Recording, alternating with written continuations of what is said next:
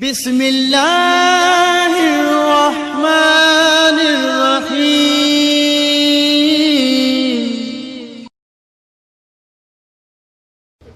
अऊज़ु बिल्लाहि मिनश शैतानिर रजीम।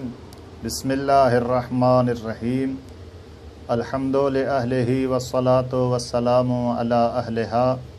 अम्मा बअदु फ़क़द क़ाला रसूलुल्लाहि सल्लल्लाहु अलैहि व आलिहि वसल्लम फ़ी ख़ुतबतिही वज़्कुरू बिजुइकुम व अतशकुम फ़ीहि जुअ यौमिल क़ियामति व अतशिह। बिरादरान मन व अज़ीज़ान मोहतरम, ख़ुतबे शाबानिया जूं असां 2 निशिस्तूं पहिरियां बयानु करे चुका आहियूं। अॼु वारी हिन 3 निशिस्त में असां रसूलुल्लाह जो उहो ख़ुतबो जेको रसूलुल्लाह पंहिंजे असहाब जे मजमे जे विच में शाबानुल मुअज़्ज़म जे आख़िरी जुमे जो ख़ुतबे में बयानु कयो हो। उन में रसूलुल्लाह फ़रमाइनि था वज़्कुरू बिजुइकुम व अतशकुम फ़ीहि जुअ यौमल क़ियामति व अतशिही। रसूलुल्लाह फ़रमाइनि था, ऐं मुंहिंजा प्यारा सहाबियो, माह मुबारक जे रोज़े जे दौरान तव्हांखे जेका प्यास लॻे थी, तव्हांखे जेका बुख लॻे थी, इन बुख ऐं प्यास खे ॾिसी करे तव्हां क़यामत जी बुख ऐं प्यास खे यादि कयो। व तसद्दक़ू अला फ़ुक़राइकुम व मसाकीनकुम। रसूलुल्लाह सल्लल्लाहु अलैहि वसल्लम पंहिंजे असहाब खे फ़रमाइनि था, जीअं त तव्हांजे साम्हूं माह मुबारक रमज़ान अचे थो त तव्हां छो जो रमज़ान में नेकी जो डबल सवाब मिलंदो आहे। रसूलुल्लाह फ़रमाइनि था तसद्दक़ू अला फ़ुक़राइकुम, तव्हां पंहिंजे मसाकीन ऐं फ़ुक़रा खे सदको ॾियो। व वक़्किरू किबारकुम, ऐं तव्हां पंहिंजे ज़ईफ़ उमिरि पोढ़नि जो एहतराम कयो।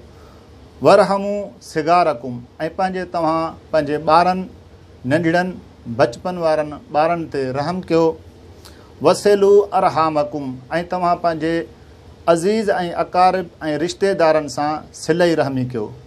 याने रसूलुल्लाह असहाब खे दर्स ॾींदे इहो इरशाद फ़रमाइनि था त अगरि तव्हांजे ॻोठ में, तव्हांजे मुहल्ले में, तव्हांजे घर में ज़ईफ़ुल उमिरि आहिनि त पोढ़ा आहिनि, उन्हनि जी मज़ाक न कयो, बल्कि उन्हनि जो एहतराम कयो।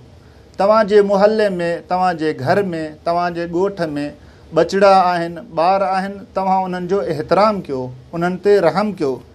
ऐं रसूलुल्लाह पंहिंजे ख़ुतबे में जेको अज़ीज़ ऐं अकारिब जे लाइ सिलसिलो बयानु कयो, रसूलुल्लाह फ़रमाइनि था पंहिंजे अज़ीज़ ऐं अकारिब सां रिश्तेदारियूं क़ाइमु कयो, न कि रिश्तेदारियूं टोड़ियो, उन्हनि सां सिले रहमी कयो। उन खां बाद में हज़रत रसूलुल्लाह सल्लल्लाहु अलैहि वसल्लम पूरे मजमे खां वठी क़यामत ताईं अचण वारे हर कलमा गो खे रसूलुल्लाह दर्स ॾियनि था। नबी फ़रमाइनि था वहफ़ज़ू अलसिनतकुम, तव्हां पंहिंजे ज़बान जी हिफ़ाज़त कयो, तव्हां पंहिंजे ज़बान खे बेहूदा ऐं बेकार लफ़्ज़नि खां बचायोसि, बेहूदगी खां पंहिंजी ज़बान खे बचायो। व गुज़ू अम्मा ला यहिल्लु अल इस्तिमाउ इलैहि, ऐं पंहिंजे कननि खे अहिड़ी शइ जे ॿुधण खां बचायो जंहिंजी शरीयत में इजाज़त न आहे।